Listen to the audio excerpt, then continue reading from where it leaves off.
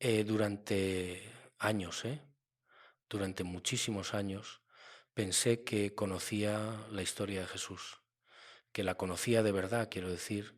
Había leído los evangelios canónicos una y otra vez, había estudiado las epístolas, había visitado Tierra Santa en innumerables ocasiones, creía tenerlo todo claro. Pero hay momentos en la vida, ¿sabes? Momentos precisos en los que todo lo que creía saber se desmorona, literalmente se desmorona. Y ese momento para mí llegó una tarde de octubre en Addis Abeba, la capital de Etiopía, cuando un anciano monje me mostró un manuscrito que, según él, contenía la verdad completa sobre el Nazareno.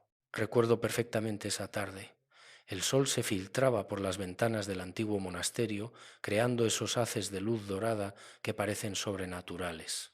El monje, un hombre de edad indefinida con ojos profundos como pozos de sabiduría ancestral, me miraba con una mezcla de compasión y algo parecido a la urgencia. Usted ha viajado mucho, me dijo. En un inglés pausado, ha buscado respuestas en muchos lugares, pero quizá nunca se le ocurrió buscar aquí, en África, donde todo se preservó. Y tenía razón, completamente razón. Yo había recorrido el mundo persiguiendo misterios. Había estado en Qumrán estudiando los manuscritos del Mar Muerto, había explorado las ruinas de Nag Hammadi, donde aparecieron los evangelios gnósticos, había entrevistado a teólogos, arqueólogos, historiadores, pero nunca jamás se me había ocurrido que en las montañas de Etiopía, en monasterios aislados del mundo durante siglos, se conservaba algo que cambiaría radicalmente mi comprensión de quién fue realmente Jesús de Nazaret. El monje desplegó ante mí un códice antiquísimo escrito en ge'ez, ese idioma etíope ancestral que solo los monjes y algunos eruditos pueden leer.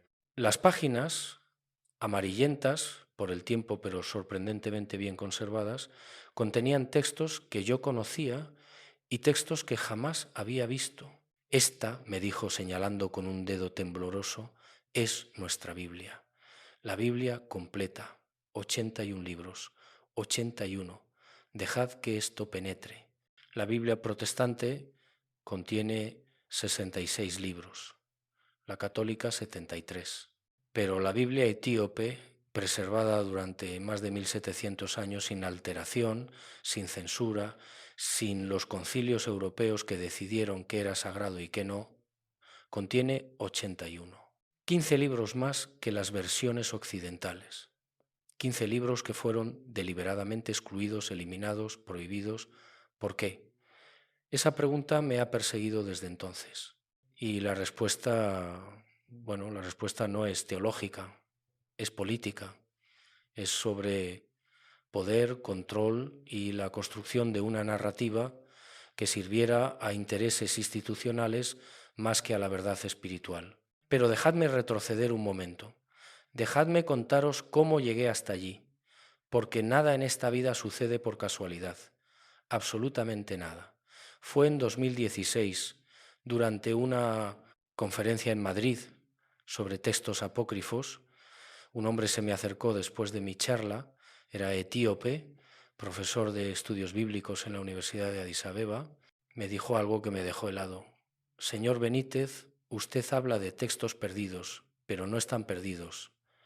Están en mi país, siempre estuvieron allí.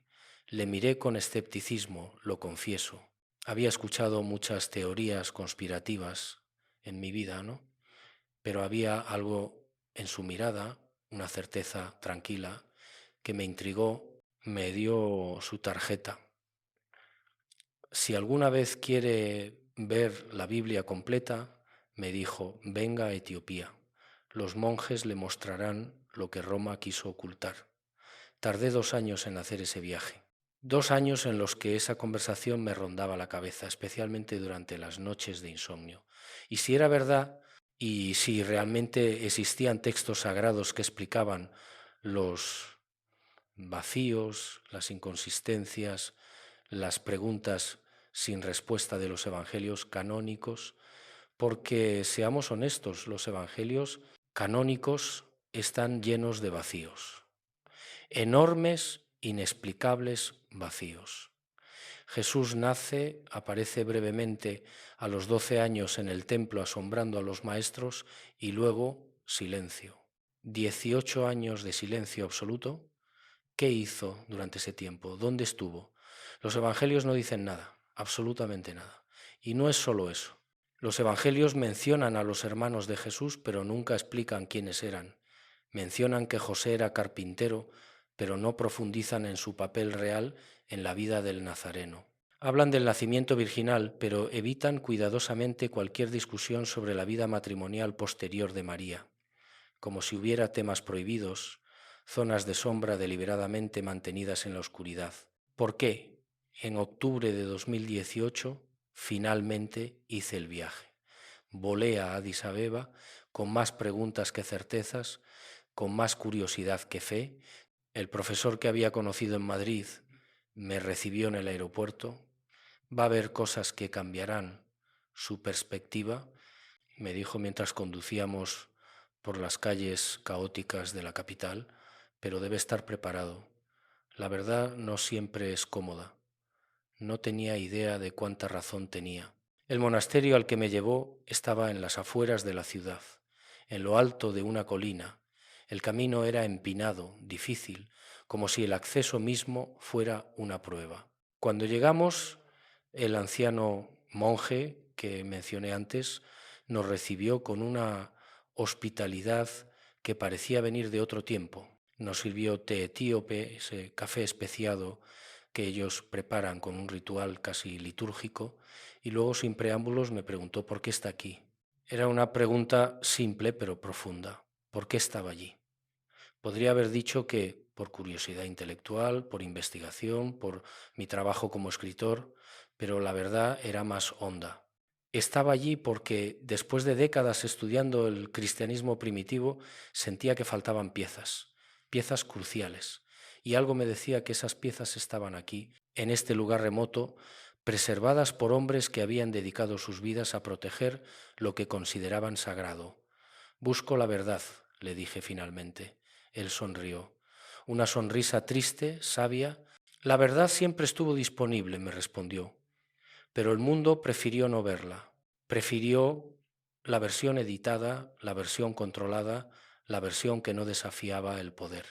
Y entonces me mostró el manuscrito. Mientras pasaba las páginas con reverencia, con ese cuidado que solo los verdaderos custodios de tesoros antiguos poseen, comenzó a hablar. Me habló del concilio de Nicea en el año 325, donde el emperador Constantino convocó a los obispos cristianos para establecer una doctrina unificada. Me habló del concilio de Hipona en el 393 y del de Cartago en el 397, donde se decidió qué libros serían canónicos y cuáles no. Fueron decisiones políticas, me dijo, diseñadas para crear uniformidad, control.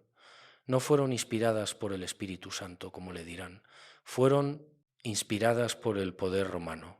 Imagínate el impacto de esas palabras. Durante toda mi vida me habían enseñado que la Biblia que conocemos fue divinamente inspirada en su selección, que el Espíritu Santo guió a los padres de la Iglesia para discernir qué era escritura sagrada y qué no.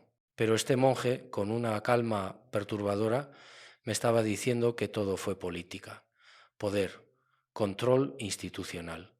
Pero Etiopía, continuó, nunca estuvo bajo Roma, nunca aceptamos esos concilios, nunca eliminamos nada, preservamos todo lo que las comunidades cristianas primitivas consideraban sagrado, todo. Me mostró el índice del manuscrito. Allí estaban los libros que yo conocía, Génesis, Éxodo, los Salmos, los Evangelios de Mateo, Marcos, Lucas y Juan. Pero también estaban otros, el libro de Enoc, completo, no fragmentado como los pedazos encontrados en Qumrán, el libro de los Jubileos, con cronologías detalladas desde la creación hasta Moisés, la ascensión de Isaías, textos sobre la infancia de María, evangelios sobre la niñez de Jesús que explicaban esos años perdidos. ¿Por qué eliminaron estos libros?, le pregunté. Su respuesta fue directa: porque revelaban demasiado, porque daban poder al pueblo, no a la institución, porque mostraban que el conocimiento de Dios es accesible directamente, sin intermediarios. Y eso, para una iglesia construida sobre jerarquías y control, era inaceptable. Pasé horas, literalmente horas, revisando esos textos. El monje iba traduciendo pasajes del Gez al inglés y yo tomaba notas frenéticamente, sintiendo que estaba presenciando algo histórico. No era solo que estos textos existieran, era lo que contenían: respuestas, explicaciones, contexto. El libro de Enoc, por ejemplo, explicaba el enigmático pasaje de Génesis 6 sobre los hijos de Dios que tomaron por esposas a las hijas de los hombres y engendraron gigantes. Los evangelios canónicos apenas mencionan esto, como una nota al pie, extraña. Pero Enoc dedica capítulos enteros a explicar que fueron ángeles rebeldes, los vigilantes, que descendieron al monte Hermón y corrompieron a la humanidad enseñándole artes prohibidas, metalurgia, para crear armas, hechicería, astrología, y que de esa corrupción nació una maldad tan grande que Dios decidió limpiar la tierra con el diluvio. ¿Por qué ese libro fue eliminado del canon occidental? El monje tenía una teoría porque daba demasiado peso a fuerzas espirituales fuera del control de la Iglesia, porque sugería que hay conocimientos ocultos, misterios profundos que no pueden ser controlados por ninguna institución humana, y ahí en ese momento algo hizo clic en mi mente. Toda mi vida había sentido que la versión oficial del cristianismo era incompleta, no falsa, entiéndeme bien, pero incompleta. Como si te contaran una historia maravillosa, pero te saltaran capítulos cruciales. Y ahora, sentado en ese monasterio etíope, sosteniendo manuscritos que databan de siglos antes de que Roma decidiera qué era sagrado y qué no, comprendía por qué, faltaban libros enteros, faltaban explicaciones, faltaba contexto, y todo eso estaba aquí, en África, preservado por monjes que nunca se sometieron a la autoridad romana, que nunca aceptaron que alguien externo les dijera qué era palabra de Dios y qué no. El sol comenzaba a ponerse cuando el monje finalmente cerró el manuscrito. Volverá mañana, me dijo. No era una pregunta, era una afirmación. Él sabía que yo volvería, que tenía que volver, porque acababa de ver apenas la superficie de algo mucho más profundo. Esa noche, en mi modesto hotel en Addis Abeba, no pude dormir. Mi mente era un torbellino de preguntas, conexiones, revelaciones. ¿Cuánta gente en el mundo sabía de esto? ¿Cuántos teólogos, sacerdotes, pastores conocían la existencia de esta Biblia completa y habían optado por no hablar de ella? ¿Y cuántos simplemente lo ignoraban, habiendo sido educados?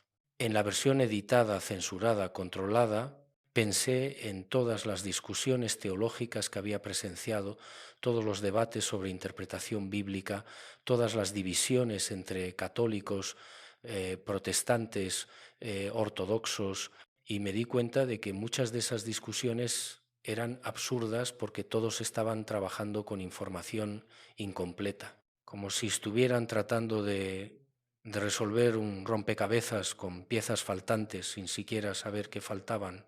Al día siguiente volví al monasterio y volví el siguiente. Y el siguiente, durante 2 semanas enteras, pasé mis días en ese lugar, estudiando, preguntando, tomando notas. El monje anciano se convirtió en mi guía, mi maestro. Me mostró no solo textos, sino también una forma diferente de entender el cristianismo, una forma más antigua, más conectada con sus raíces judías, más consciente de su contexto en Medio Oriente y África. Jesús no era europeo, me dijo un día, como si fuera lo más obvio del mundo. Nació en Medio Oriente, fue refugiado en África, vivió en una cultura semítica, pero Europa lo apropió, lo blanqueó, lo convirtió en una herramienta de poder imperial y en ese proceso eliminó todo lo que no encajaba con esa narrativa. Tenía razón, absolutamente razón. Las imágenes de Jesús que dominan el arte occidental lo muestran rubio, de ojos azules, con rasgos europeos. Pero el Jesús histórico era judío de Medio Oriente, probablemente de piel oscura, cabello negro y rizado, nariz prominente. El Jesús histórico hablaba arameo, no latín. Conocía tradiciones judías, no romanas, y según los textos que yo estaba descubriendo en Etiopía, había pasado años en África aprendiendo, creciendo, preparándose para una misión que trascendería todas las fronteras. Esa es la historia que quiero contaros, la historia completa, la que fue preservada en África mientras Europa la censuraba, la que está emergiendo ahora en esta era digital porque ya no pueden mantener el control sobre la información. Porque estamos viviendo un tiempo profético, ¿sabes? Un tiempo en el que lo oculto está siendo revelado, en el que millones de personas alrededor del mundo están despertando simultáneamente a verdades que fueron sistemáticamente ocultadas, y esto no es casualidad, no puede serlo. La Biblia etíope existe, sus 81 libros están siendo digitalizados, traducidos, estudiados, el libro de Enoc está disponible gratuitamente en Internet. Los manuscritos antiguos que antes solo los monjes podían ver, ahora cualquiera puede consultarlos. ¿Es esto el cumplimiento de Daniel 12:4? Muchos correrán de aquí para allá y la ciencia se aumentará. Quizá estamos viviendo exactamente ese momento en que el conocimiento se multiplica, en que las distancias desaparecen, en que las verdades ocultas emergen, y tú que estás leyendo esto eres parte de ese despertar. No es casualidad que estas palabras hayan llegado a ti. Es porque algo en tu interior ya sabía que faltaba información, que la versión oficial era incompleta. Y tenía razón. Hay una pregunta que me han hecho 1000 veces desde que comencé a investigar estos temas. Una pregunta que en cierto modo resume toda la inquietud que millones de personas sienten respecto a los evangelios canónicos. ¿Dónde estuvo Jesús entre los 12 y los 30 años? Es un vacío desconcertante. Lucas nos muestra a un niño de 12 años en el templo de Jerusalén, asombrando a los doctores de la ley con su comprensión de las Escrituras. Sus padres lo encuentran después de 3 días de búsqueda angustiosa, y él les dice esa frase enigmática: ¿no sabíais que en los negocios de mi padre me es necesario estar? Fin de la escena. La siguiente vez que aparece en los evangelios canónicos, tiene 30 años y está comenzando su ministerio público con el bautismo en el Jordán, 18 años. 18 años de silencio absoluto. ¿Qué hizo durante todo ese tiempo? Simplemente trabajó como carpintero en Nazaret, ese pueblo insignificante de Galilea. ¿Por qué los evangelistas consideraron que esos años no valían la pena ser mencionados? Si Jesús era el Hijo de Dios, si cada momento de su existencia era significativo, ¿por qué omitir casi 2 décadas de su vida? Las respuestas están en los textos que Roma decidió que no debías leer, pero que Etiopía sí preservó.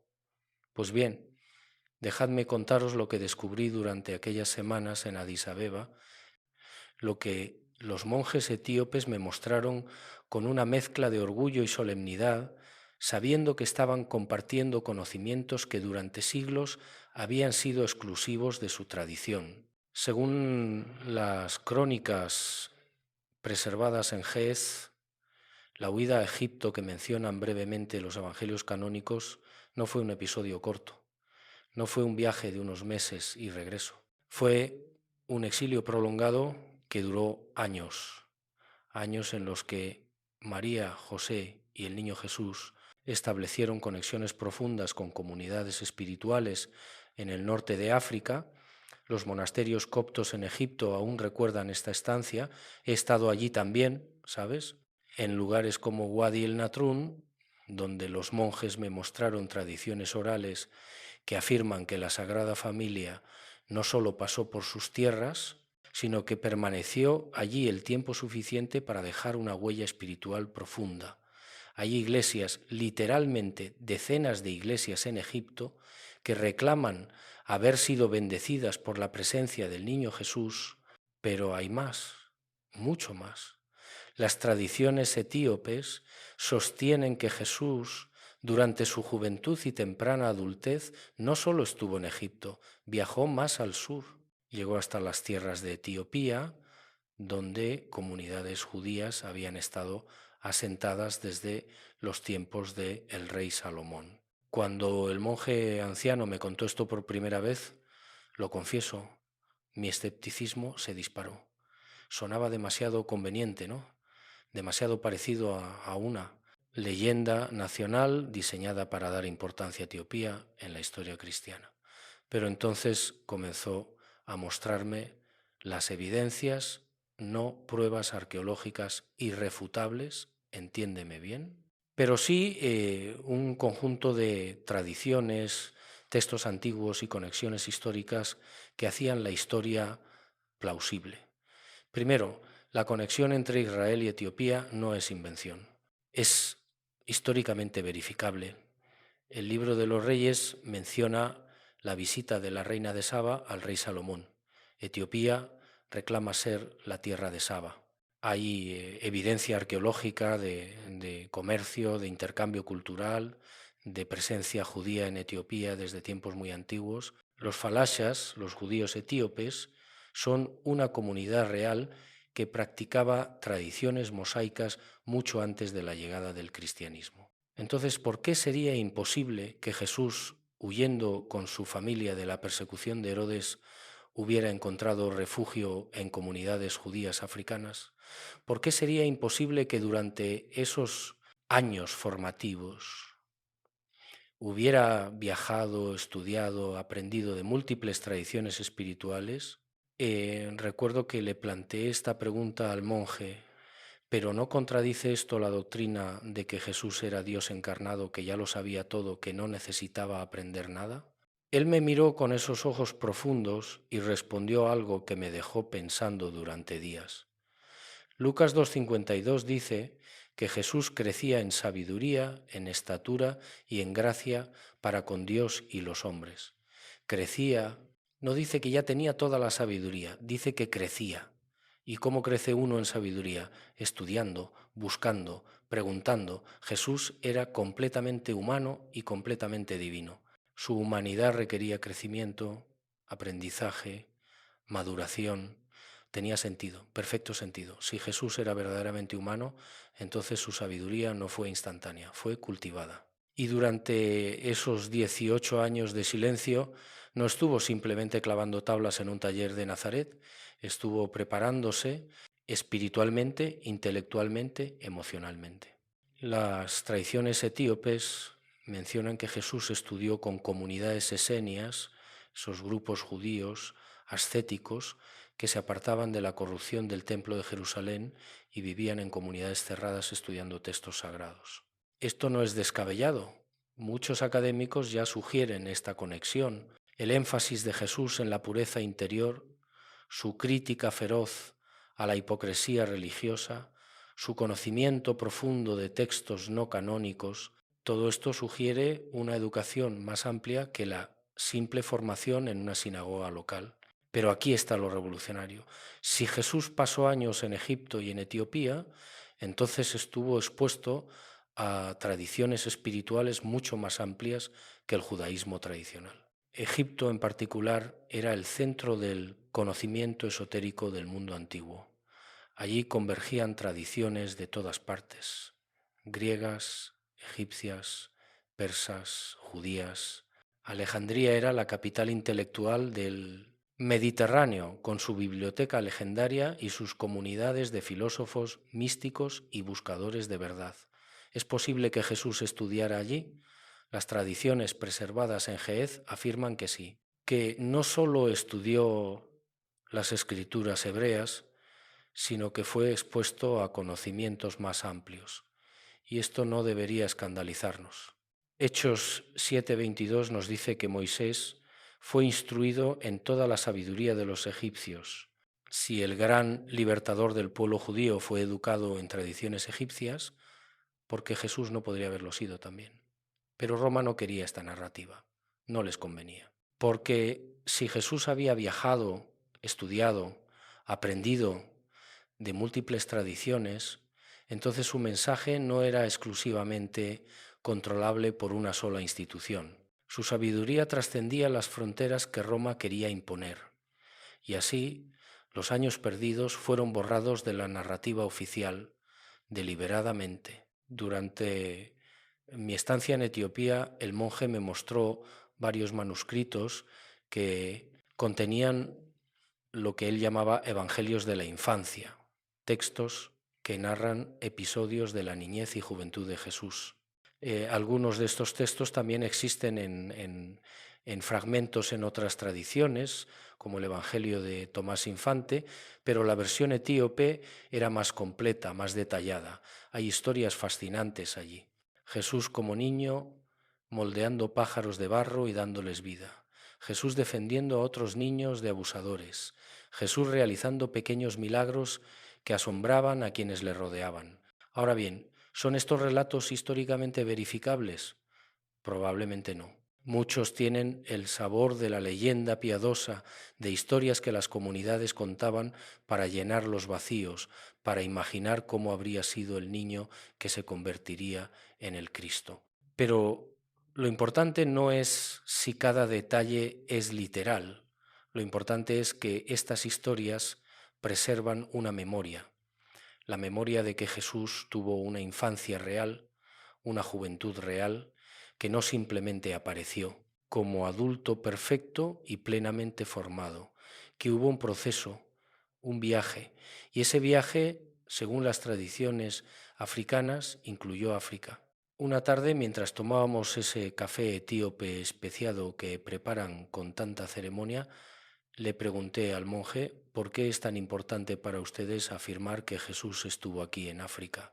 Su respuesta fue directa, porque el mundo nos ha hecho creer que África solo es receptora del Evangelio, nunca protagonista. Nos han enseñado que el cristianismo vino de Europa a civilizarnos, pero nosotros sabemos que el cristianismo llegó a África casi inmediatamente después de la ascensión de Jesús, que Jesús mismo estuvo aquí, que somos parte de la historia desde el principio, no un anexo posterior. Y tenía razón, completamente razón. La narrativa eurocéntrica del cristianismo ha borrado sistemáticamente el papel de África, pero los textos están ahí. Hechos 8 menciona al eunuco etíope, el primer convertido africano, que regresó a su tierra llevando el Evangelio. La tradición copta de Egipto es una de las más antiguas del cristianismo. Etiopía se convirtió oficialmente al cristianismo en el siglo IV, convirtiéndose en una de las primeras naciones cristianas del mundo, incluso antes que Roma bajo Constantino. África no fue evangelizada por Europa. África recibió el Evangelio directamente de Medio Oriente, independientemente de Roma, y por eso pudo preservar versiones del cristianismo que Roma nunca controló. Mientras estudiaba estos textos, una pregunta me rondaba constantemente. ¿Por qué los evangelistas canónicos omitieron todo esto? Si estos eventos eran conocidos, si estas tradiciones circulaban en las comunidades primitivas, ¿por qué Mateo, Marcos, Lucas y Juan no los incluyeron? El monje tenía una teoría. Los evangelios canónicos fueron escritos con propósitos específicos, para audiencias específicas. No pretendían ser biografías completas, eran testimonios teológicos diseñados para demostrar que Jesús era el Mesías. Los detalles de su infancia y juventud no eran relevantes para ese propósito teológico. Pero otras comunidades sí preservaron esas historias, porque para ellas eran importantes. Y nosotros las guardamos. Tiene sentido. Los evangelios canónicos no son biografías modernas que buscan documentar cada momento de una vida. Son proclamaciones de fe. Y como tales, se enfocan en lo que consideraban esencial, el ministerio público de Jesús, sus enseñanzas, sus milagros, su muerte y resurrección. Pero las comunidades que preservaron los otros textos valoraban algo diferente: la humanidad completa de Jesús, su crecimiento real, su viaje espiritual, su conexión con múltiples tradiciones. Y todo eso estaba en los manuscritos que yo tenía ante mí. Una de las cosas que más me impactó durante esas semanas fue darme cuenta de cuánto de lo que creía saber sobre Jesús era en realidad construcción posterior. Capas y capas de interpretación, de dogma, de doctrina, desarrolladas siglos después de los eventos. Pero aquí, en estos textos antiguos preservados en África, había algo más cercano a la fuente, algo más humano, más real. Jesús no era el ícono bizantino con aureola dorada, era un hombre judío del primer siglo que había viajado, que había sufrido, que había buscado, que había crecido, que había pasado años en Egipto y posiblemente en Etiopía, expuesto a conocimientos y tradiciones que enriquecieron su comprensión del plan divino, y cuando finalmente comenzó su ministerio público a los 30 años, no lo hizo como un extraño recién llegado. Lo hizo como alguien profundamente preparado, con una sabiduría que trascendía las fronteras del judaísmo tradicional. Eso es lo que los textos etíopes revelan.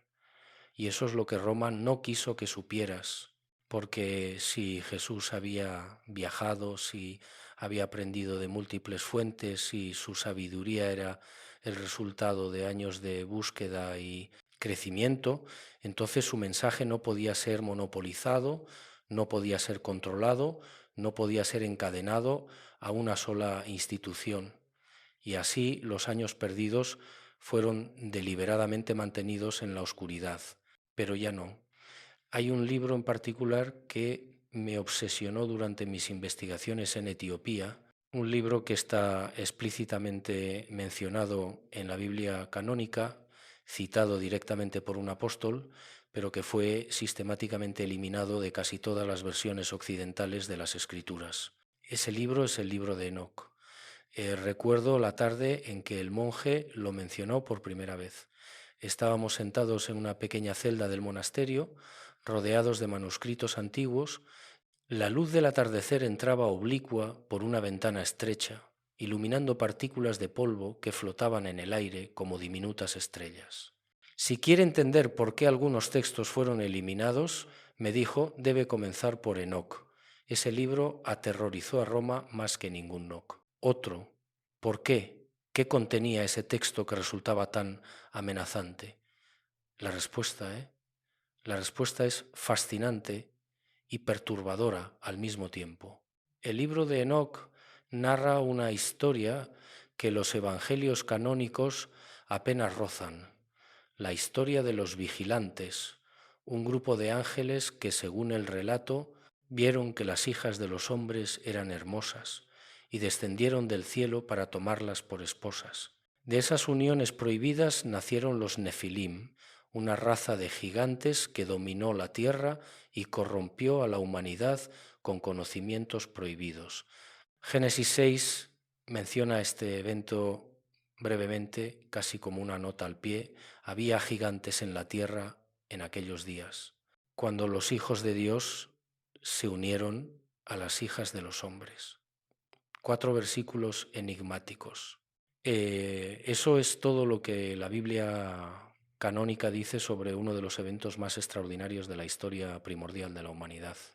Pero el libro de Enoc dedica capítulos enteros a explicarlo. Nombres de los ángeles caídos. ¿Qué enseñaron exactamente a los humanos? ¿Cómo Dios reaccionó? ¿Por qué decidió enviar el diluvio para limpiar la tierra de esa corrupción? Cuando el monje me mostró el manuscrito etíope de Enoc, literalmente quedé sin palabras. Era un texto antiguo, bellamente preservado, escrito en ge'ez, con esa caligrafía que parecía más arte que escritura, y mientras él traducía pasajes al inglés, yo sentía escalofríos. Así habló Enoc, el escriba de justicia. Comenzaba el texto.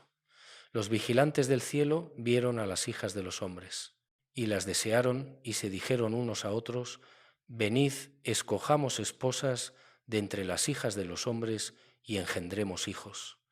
El líder de esta rebelión angelical se llamaba Semiaza. Pero hubo otros: Azazel, que enseñó a los hombres a fabricar armas y a las mujeres el arte de la cosmética y la seducción; Amazarac, que enseñó hechicería; Baraquel, que enseñó astrología; Cocabiel, que reveló los signos celestiales.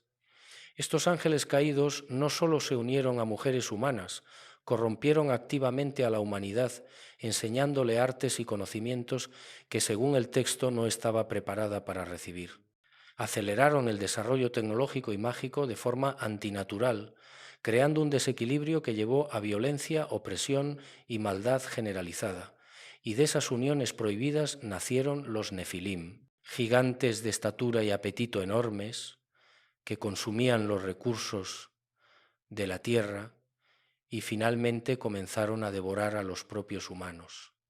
La tierra se llenó de violencia, dice el texto, y entonces Dios decidió actuar. Envió a los arcángeles Miguel, Gabriel, Rafael y Uriel para encadenar a los vigilantes en lugares de oscuridad hasta el día del juicio final. Y decretó el diluvio para limpiar la tierra de la descendencia corrupta. Ahora bien, ¿por qué este libro fue eliminado del canon occidental? El monje tenía una explicación clara: porque su cosmología era demasiado compleja para el control eclesiástico. Hablaba de múltiples cielos, de jerarquías angelicales, de conocimientos ocultos. Sugería que había misterios profundos que no podían ser controlados por sacerdotes humanos. Y eso era inaceptable para una iglesia que basaba su poder en ser el único intermediario entre Dios y los hombres. Pero aquí está lo extraordinario. La Biblia canónica cita directamente del libro de Enoc. La epístola de Judas, versículos 14 y 15, dice textualmente: de estos también profetizó Enoc, séptimo desde Adán, diciendo: he aquí vino el Señor con sus santas decenas de millares para hacer juicio contra todos. Esta es una cita exacta de Enoc 1:9, palabra por palabra. Le señalé esto al monje: si Judas cita a Enoc como profecía legítima, ¿cómo pueden los concilios posteriores decir que el libro no es inspirado? Él sonrió. Exactamente. Los apóstoles conocían Enoc, lo leían, lo consideraban escritura. Fue solo siglos después que Roma decidió eliminarlo. ¿Y por qué Etiopía lo preservó? Porque nunca aceptamos las decisiones de Roma. Para nosotros, Enoc siempre fue canónico, tan sagrado como Génesis o Isaías. Durante los días siguientes me sumergí en el libro de Enoc, y cuanto más lo leía, más comprendía por qué resultaba tan amenazante para las estructuras de poder eclesiástico. El libro no solo habla de ángeles caídos, contiene visiones proféticas extraordinarias. Enoc es llevado en visión por los cielos, ve el trono de Dios, contempla el árbol de la vida, es instruido en los misterios del cosmos. Se le muestran los lugares donde los vigilantes están encadenados, esperando el juicio final. Se le revelan cronologías precisas de la historia humana, desde su tiempo hasta el fin de los días. Y hay algo más, algo que resonó profundamente en mí. El libro de Enoc contiene lo que se conoce como el libro de las parábolas o similitudes de Enoc. En estos capítulos Enoc tiene visiones del Hijo del Hombre, un ser preexistente, glorioso, que será revelado en los últimos días para juzgar a los opresores y redimir a los justos.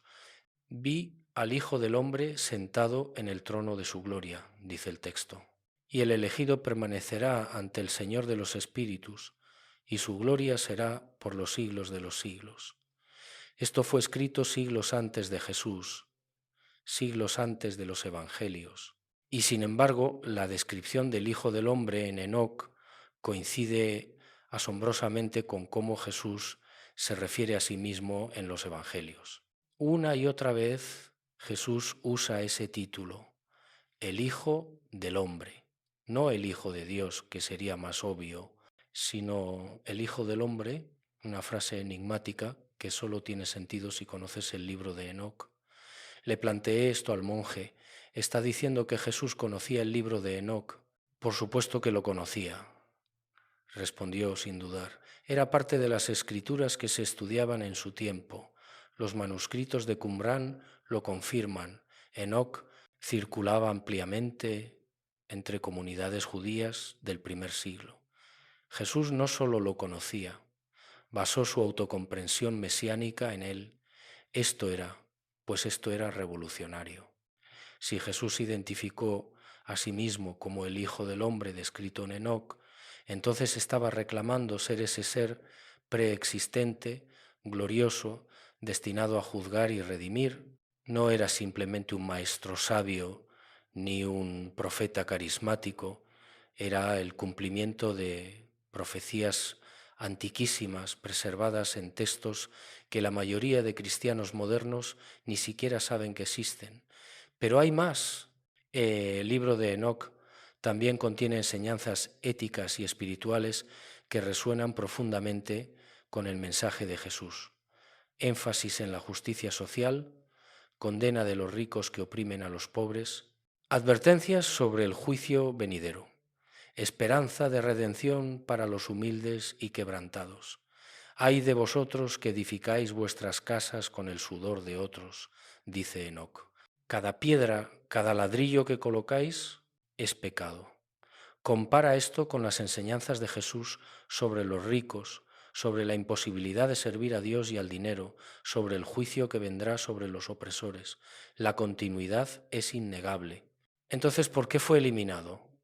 Durante una de nuestras últimas conversaciones en el monasterio, el monje me dio su análisis final.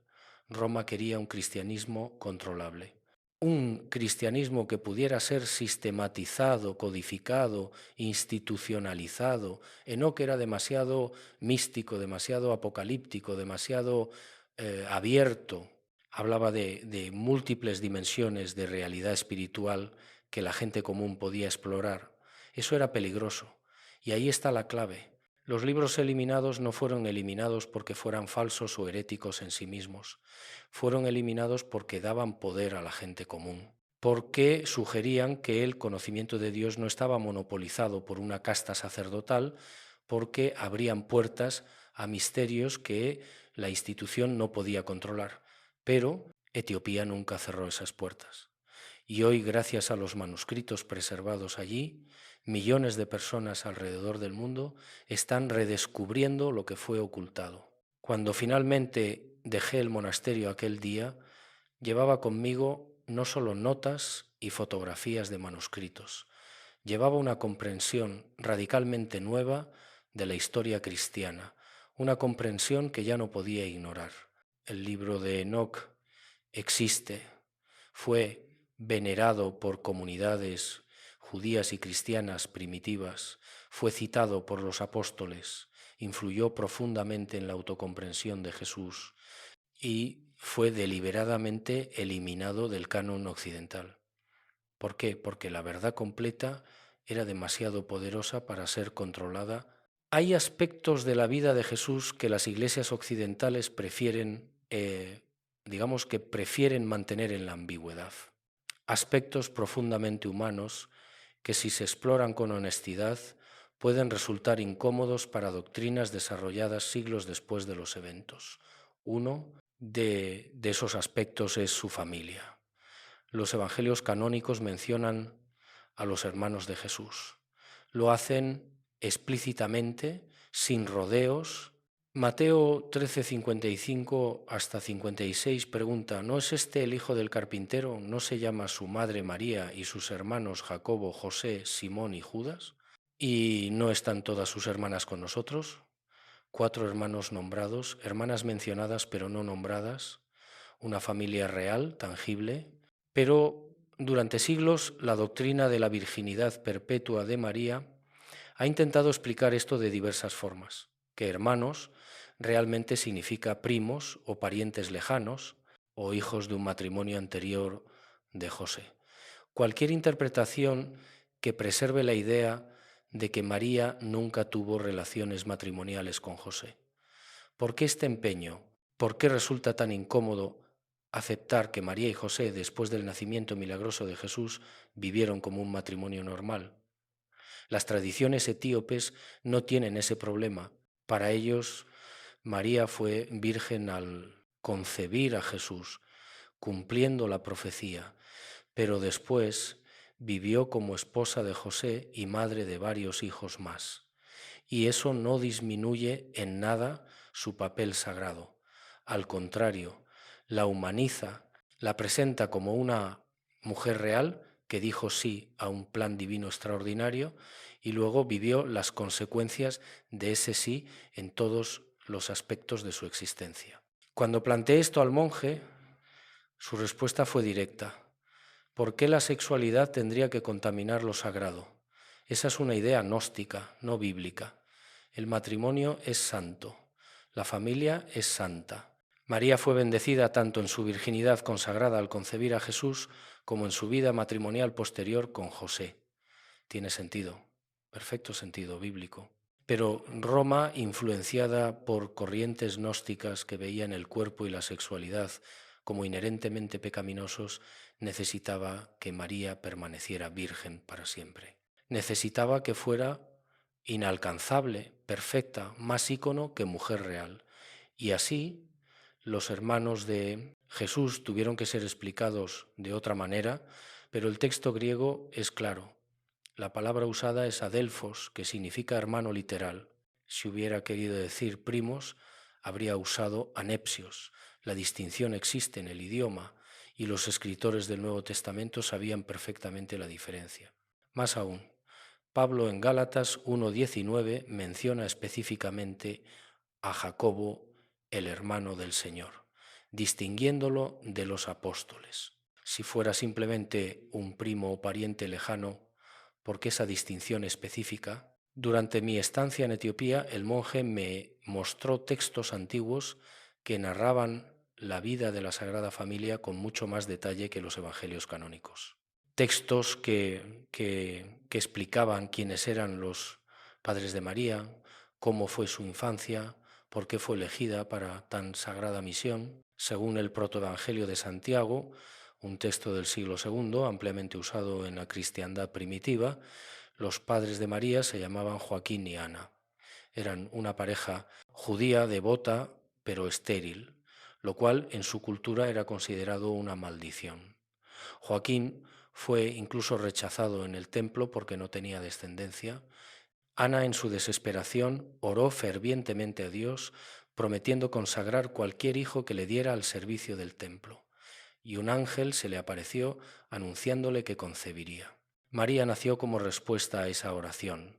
Cuando tuvo 3 años, según el relato, fue llevada al templo de Jerusalén, donde fue consagrada y educada entre las vírgenes dedicadas al servicio sagrado. Allí, María hizo un voto de virginidad perpetua, dedicando su vida entera a Dios.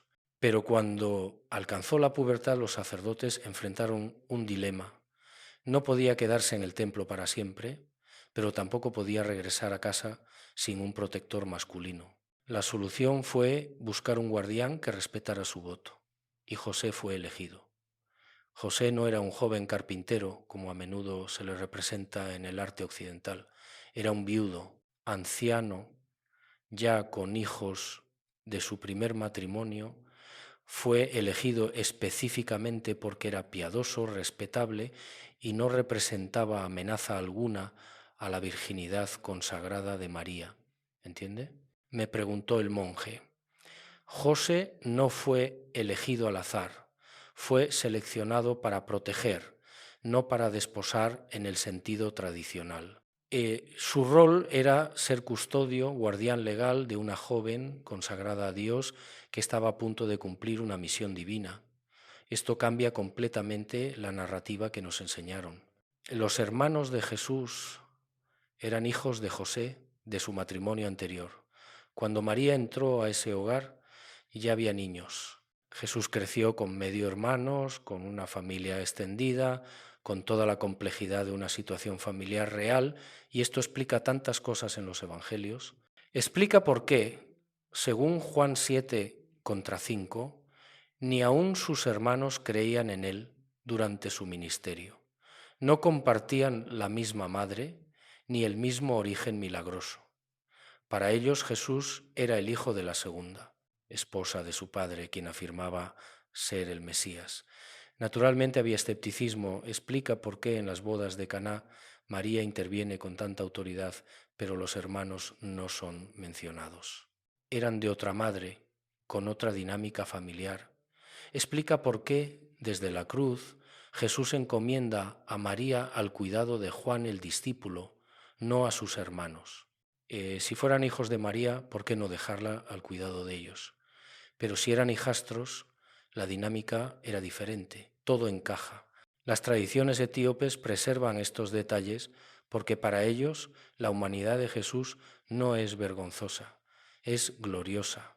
Jesús nació de forma milagrosa, sí, pero creció en una familia real, con hermanos, con tensiones, con la complejidad de las relaciones humanas, y eso lo hace aún más extraordinario, porque significa que eligió conscientemente su camino, no fue forzado por circunstancias sobrenaturales.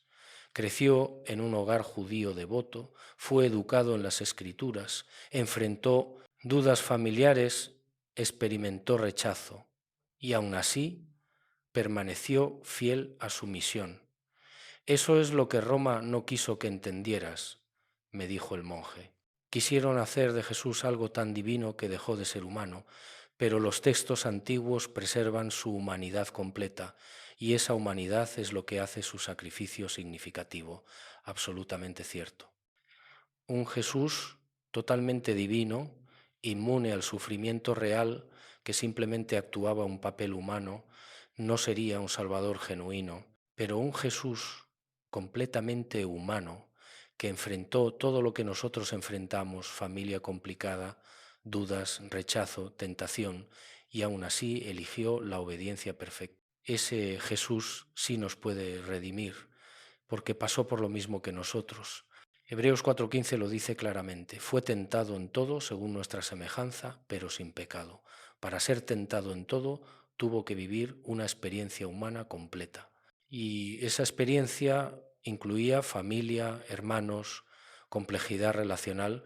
Los textos etíopes no solo preservan información sobre los hermanos de Jesús, también revelan detalles sobre su infancia, sobre cómo era María como madre, sobre cómo José cumplió su rol de protector. Hay un pasaje particularmente conmovedor en uno de los manuscritos que el monje me tradujo. Describía a María enseñando a leer a Jesús usando los rollos de las Escrituras. Jesús, apenas un niño, ya mostraba una comprensión extraordinaria, pero no era conocimiento instantáneo y milagroso. Era el resultado de una madre devota que dedicaba horas a instruir a su hijo. «¿Ve?», me preguntó el monje. Dios eligió a María no solo para concebir milagrosamente, la eligió porque sería una madre excepcional, porque prepararía a Jesús para su misión. La maternidad es una vocación sagrada y María la cumplió perfectamente. Esto resuena profundamente con el papel de las madres en todas las culturas. No son simplemente recipientes pasivos, son formadoras activas de las almas que Dios les confía. Y María, en este sentido, pues fue la formadora del alma humana más importante de la historia. Pero todo esto fue minimizado en las doctrinas occidentales. María fue convertida en un ícono distante, perpetuamente virgen, más objeto de veneración que ejemplo real de mujer de fe. Las tradiciones etíopes la mantienen humana, real, accesible. Y eso, paradójicamente, la hace más venerable, no menos. Porque si María pudo decir sí a Dios en circunstancias extraordinarias y luego vivir una vida ordinaria de esposa y madre, entonces todas las mujeres pueden encontrar en ella un modelo genuino. No necesitan ser vírgenes perpetuas, necesitan ser fieles, disponibles, valientes, como María lo fue. Hay un objeto en la historia bíblica que ha obsesionado a la humanidad durante milenios, un objeto tan sagrado que solo el sumo sacerdote podía acercarse a él, y solo una vez al año, un objeto que representaba la misma presencia de Dios entre su pueblo, el Arca de la Alianza, y, según las tradiciones etíopes, no desapareció. Está allí, en Axum, custodiada por un solo monje que dedica su vida entera a protegerla. Cuando el monje anciano me habló de esto por primera vez, mi escepticismo fue absoluto. Había escuchado esta afirmación antes, había leído sobre la tradición etíope del arca, pero siempre lo consideré una leyenda piadosa, una narrativa nacional diseñada para dar importancia espiritual a Etiopía. Pero entonces me mostró el Kebra Nagast. El Kebra Nagast, que significa Gloria de los Reyes, es el texto nacional de Etiopía, compilado en su forma actual en los siglos XIII-XIV, pero basado en tradiciones orales mucho más antiguas. Narra una historia extraordinaria que conecta directamente a Etiopía con el linaje de Salomón y David. La historia central gira alrededor de la reina de Saba y el rey Salomón. Los evangelios canónicos mencionan brevemente a la reina de Saba. Ella visitó a Salomón, quedó asombrada por su sabiduría, intercambiaron regalos, fin de la historia. Pero el Kebra Nagast cuenta el resto. Según esta tradición, la reina de Saba, llamada Maqueda en las crónicas etíopes, no solo visitó a Salomón, se enamoró de él. Y de esa unión nació un hijo, Menelik I, rey de la dinastía salomónica etíope. Menelik fue criado en Etiopía, pero cuando alcanzó la edad adulta viajó a Jerusalén para conocer a su padre. Salomón lo reconoció, lo ungió como rey y le ofreció quedarse en Israel. Menelik rechazó, deseando regresar a su tierra natal. Y aquí está la parte que cambia todo. Según el Kebra Nagast, Menelik no regresó solo, llevó consigo el Arca de la Alianza.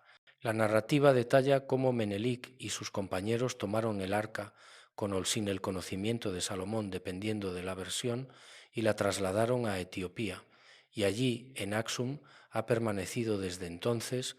Cuando el monje terminó de contarme esta historia, me quedé en silencio por un largo rato.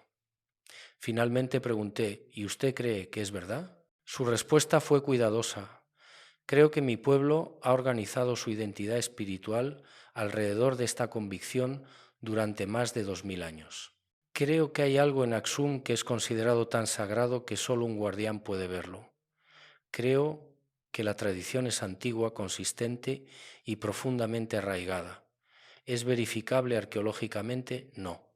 Nadie tiene acceso para verificar. ¿Pero es significativo espiritualmente? Absolutamente. Esa distinción es crucial. No estamos hablando necesariamente de prueba científica irrefutable. Estamos hablando de fe vivida, de tradición preservada, de identidad nacional construida alrededor de una convicción espiritual profunda, y esa convicción ha tenido consecuencias reales. Etiopía se convirtió al cristianismo en el siglo IV, bajo el rey Ezana. Fue una de las primeras naciones en adoptar oficialmente el cristianismo, incluso antes que Roma bajo Constantino, y lo hicieron. No porque fueran conquistados o evangelizados por fuerzas externas, lo hicieron porque creían que ya eran parte de la historia bíblica desde los tiempos de Salomón. El Kebra Nagast explica teológicamente por qué Dios trasladó el arca de Jerusalén a Etiopía. Según el texto, Israel había caído en idolatría, había rechazado a los profetas y eventualmente rechazaría al Mesías mismo. Entonces Dios decidió trasladar su presencia a una nación que lo honraría fielmente. Esto puede sonar polémico, pero es exactamente lo que Jesús mismo profetizó en Mateo 21. 43. Por tanto os digo que el reino de Dios será quitado de vosotros y será dado a gente que produzca los frutos de él. Para los etíopes, ellos son esa gente, la gente que preservó fielmente el pacto mientras otros lo abandonaban. Ahora bien, ¿hay evidencia histórica de esta narrativa? La conexión entre Israel y Etiopía es verificable.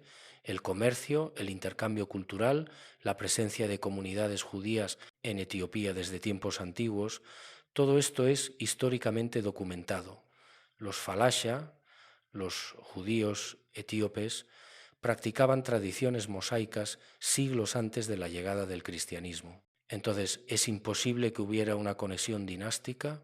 ¿Es imposible que la reina de Saba y Salomón tuvieran un hijo? No. Es improbable para algunos, plausible para otros, pero no imposible. Y aquí está lo fascinante. La dinastía salomónica de Etiopía, que gobernó hasta 1974 con la caída del emperador Haile Selassie, reclamó descender directamente de esa unión durante 1000 años. 1000 años de continuidad dinástica basada en esta narrativa. Sus títulos imperiales incluían León de Judá, el mismo título asociado con Jesús en Apocalipsis 5 contra 5, elegido de Dios, descendiente de Salomón y David. Esto no era retórica vacía, era identidad nacional codificada en cada ceremonia, en cada estructura legal, en cada aspecto del imperio etíope. Y la conexión teológica es profunda. Si Etiopía desciende de Salomón y Salomón desciende de David, entonces comparten el mismo linaje del cual vendría el Mesías. Jesús es llamado Hijo de David repetidamente en los Evangelios. Su derecho al trono mesiánico viene de ese linaje real. Si Etiopía también reclama ese linaje, entonces hay una conexión espiritual directa entre África y la historia de redención. Esto explica por qué los etíopes nunca se sintieron convertidos al cristianismo como si fuera una religión extranjera. Para ellos, el cristianismo era el cumplimiento natural de su propia historia espiritual.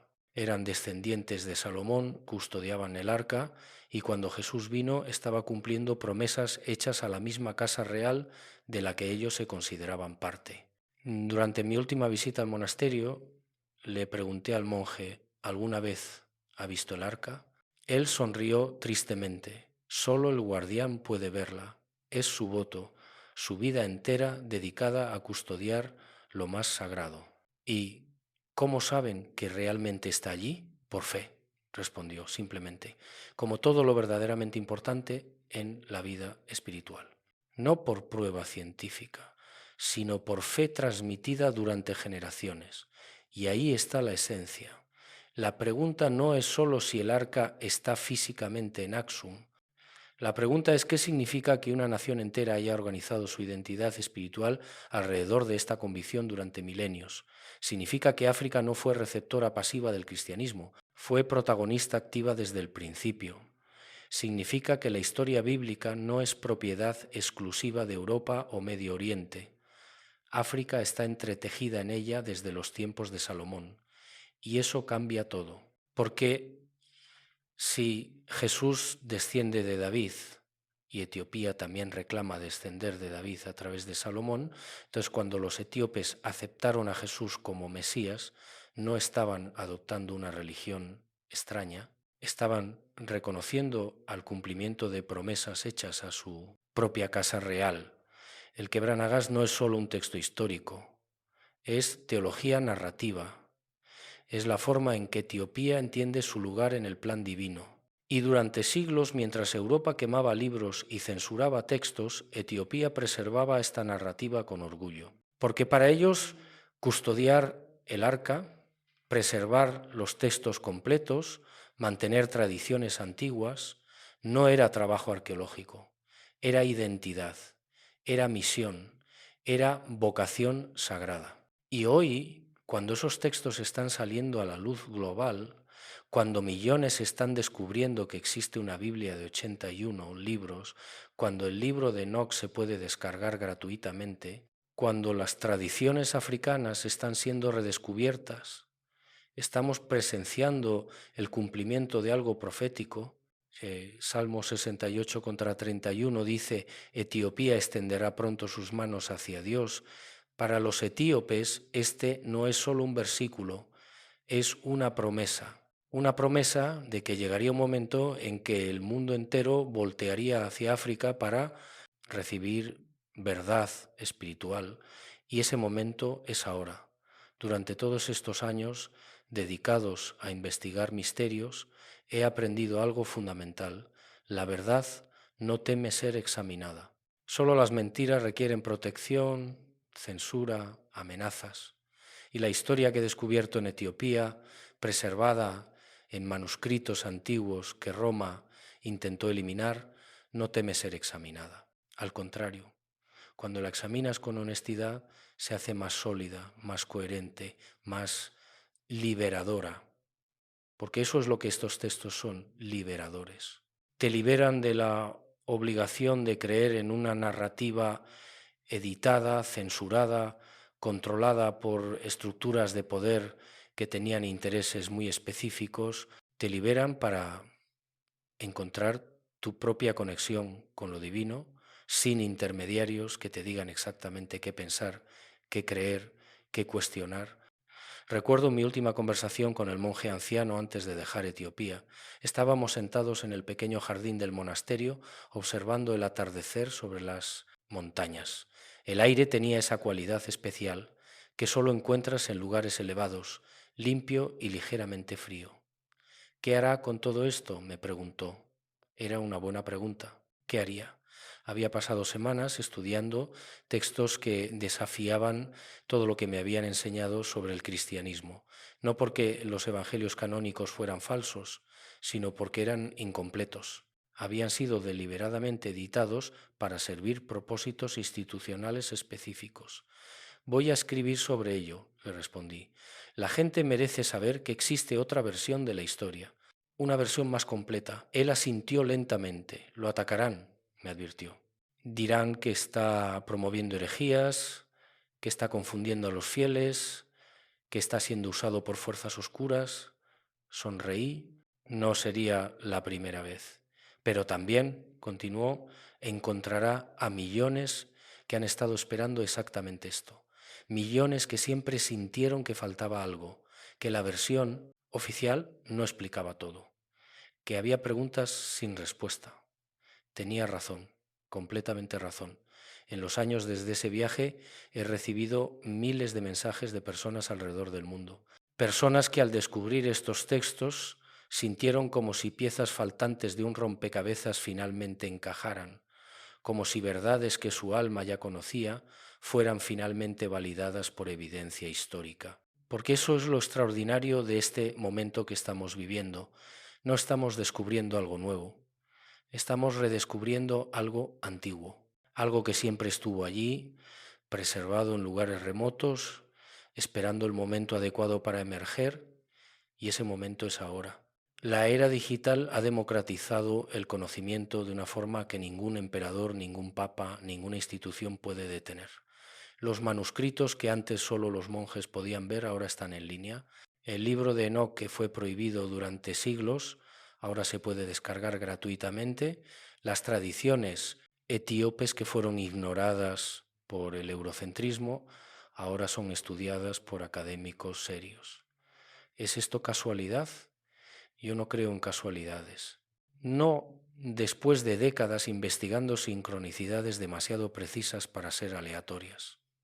Esto es cumplimiento de profecías que hablaban de un tiempo en que lo oculto sería revelado. Lucas 8:17, porque nada hay oculto que no haya de ser manifestado, ni escondido que no haya de ser conocido y de salir a la luz. Estamos viviendo ese tiempo y no es solo sobre textos antiguos, es sobre algo mucho más profundo. La recuperación de una forma de cristianismo que no está controlada por instituciones, que no requiere intermediarios, que reconoce la conexión directa entre el alma humana y lo divino. Porque eso es lo que estos textos preservados en Etiopía revelan una y otra vez. No necesitas que nadie te diga cómo relacionarte con Dios. No necesitas estructuras jerárquicas que controlen tu acceso a lo sagrado. El reino de Dios está dentro de ti. Esa fue la enseñanza central de Jesús. Y es la enseñanza que las instituciones religiosas han intentado suprimir durante siglos, pero no pudieron suprimirla completamente. Porque mientras Europa quemaba textos gnósticos que enfatizaban el conocimiento interior, Etiopía preservaba el libro de Enoc, que hablaba de misterios accesibles al corazón sincero. Mientras Roma insistía en que sólo los sacerdotes podían interpretar las escrituras, comunidades africanas mantenían viva la tradición de que el Espíritu habla directamente a quien busca con humildad. Esa es la revolución que estos textos representan. No es una revolución contra la fe, es una revolución contra el control institucional de la fe. Durante mi estancia en Etiopía, una tarde el monje me llevó a ver las iglesias talladas en roca de la Libela. Son extraordinarias, literalmente excavadas hacia abajo en la roca sólida, creando estructuras arquitectónicas de una belleza que quita el aliento. Mientras caminábamos entre esas iglesias me explicó, fueron construidas en el siglo XII por el rey Lalibela, quien tuvo una visión de una nueva Jerusalén en África. Él creía que Dios le había encomendado crear un lugar santo que pudiera ser visitado por peregrinos que no podían llegar a Tierra Santa. Me detuve observando la cruz tallada en la roca, una nueva Jerusalén, exactamente, porque Jerusalén no es un lugar, es un estado espiritual, y ese estado puede manifestarse en cualquier parte donde hay fe genuina. Esas palabras resonaron profundamente en mí. Durante toda mi vida había sido enseñado que lo sagrado estaba en lugares específicos: Jerusalén, Roma, Tierra Santa, pero aquí, en África, en iglesias talladas en roca por un rey que nunca se sometió a autoridades externas, estaba viendo algo diferente. Lo sagrado manifestándose donde hay fe auténtica, sin necesidad de validación institucional. Y eso es liberador, porque significa que tú no necesitas viajar a Jerusalén para encontrar a Dios.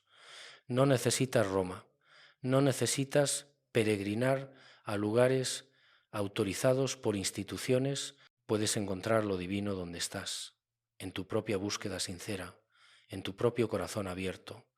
Los textos etíopes enseñan esto. El libro de Enoc habla de Enoc caminando con Dios, siendo llevado en visión a los cielos, no porque fuera sacerdote en un templo, sino porque su corazón era puro. Los evangelios de la infancia muestran a un Jesús niño haciendo milagros espontáneos, sin necesidad de autorización rabínica. El Kebra Nagast narra cómo Dios trasladó su presencia de Jerusalén a Etiopía cuando fue necesario, demostrando que lo divino no está atado a lugares controlados por hombres. Toda esta narrativa apunta a una verdad central: Dios es libre y quiere que tú seas libre también. En mi último día en el monasterio, el monje me dio un regalo, una copia fotográfica de páginas del libro de Enoch en Ges, con su traducción al inglés escrita a mano. Para que recuerde, me dijo que lo que está buscando siempre estuvo disponible. Solo necesitaba mirar en el lugar correcto. He guardado esas páginas con reverencia, las llevo conmigo en mis viajes y a veces cuando me encuentro en situaciones difíciles las leo. No como un amuleto mágico, sino como recordatorio de algo profundo. La verdad sobrevive, siempre sobrevive, porque está arraigada en algo más grande que las instituciones humanas. Ahora bien, sé que habrá quienes rechacen todo esto, quienes dirán que estoy promoviendo apócrifos, que estoy confundiendo a los fieles, que estos textos no son inspirados, y está bien. Cada persona tiene derecho a su interpretación, a su fe, a su camino, pero para aquellos que siempre sintieron que faltaba algo, que la narrativa oficial no explicaba todo, que había preguntas legítimas, sin respuesta, para ustedes este descubrimiento puede ser transformador, porque no se trata de abandonar tu fe, se trata de completarla, de agregar las piezas que fueron deliberadamente omitidas, de entender el contexto completo en el que Jesús vivió, enseñó y cumplió su misión. Y cuando entiendes ese contexto, cuando conoces los textos que él conocía, cuando comprendes las tradiciones espirituales en las que fue formado, Entonces sus enseñanzas adquieren una profundidad que antes no podías ver. Por ejemplo, cuando Jesús se llama a sí mismo el Hijo del Hombre, ahora sabes que está citando directamente del libro de Enoc. Está identificándose con ese ser preexistente, glorioso, destinado a juzgar y redimir. No es un título humilde de autohumillación, como a menudo se interpreta. Es una afirmación mesiánica audaz que solo tiene sentido si conoces Enoc. Cuando Jesús habla de ángeles, demonios, principados y potestades, ahora entiendes que está operando dentro de una cosmología compleja que Enoc describe detalladamente. No está siendo metafórico, está hablando de realidades espirituales que su audiencia del primer siglo conocía perfectamente porque leían esos textos. Cuando Jesús promete que el reino de Dios está dentro de vosotros, ahora comprendes que está enseñando acceso directo a lo divino, sin intermediarios institucionales. Exactamente lo que los textos gnósticos enfatizaban y Roma prohibió. Todo encaja. Y cuando todo encaja, cuando las piezas faltantes finalmente ocupan su lugar, experimentas algo extraordinario: libertad. Libertad de doctrinas impuestas, libertad de interpretaciones controladas, libertad para buscar, cuestionar, crecer espiritualmente sin miedo a ser considerado hereje. Esa libertad es lo que estos textos etíopes representan y es lo que millones alrededor del mundo están redescubriendo en este momento. Antes de despedirme del monje, le pregunté una última cosa. ¿Por qué ahora? ¿Por qué estos textos están emergiendo ahora después de siglos de oscuridad? Su respuesta fue simple pero profunda. Porque la humanidad está lista. Durante siglos la gente necesitaba estructuras, autoridades que les dijeran qué creer, pero ahora hay un despertar global. Millones están listos para caminar su propio camino espiritual. Y para eso necesitan acceso a la verdad completa, no a la versión editada, a la verdad completa. Tenía razón, estamos viviendo un despertar espiritual sin precedentes. Personas de todas las culturas, tradiciones y trasfondos están cuestionando simultáneamente las narrativas oficiales, están buscando experiencias directas de lo divino, están rechazando el control institucional de su vida espiritual. Y en ese contexto, la Biblia etíope de 81 libros emerge como un tesoro, no para reemplazar lo que ya tienes, sino para completarlo, para darte el contexto que siempre faltó, para responder preguntas que nunca debieron ser prohibidas.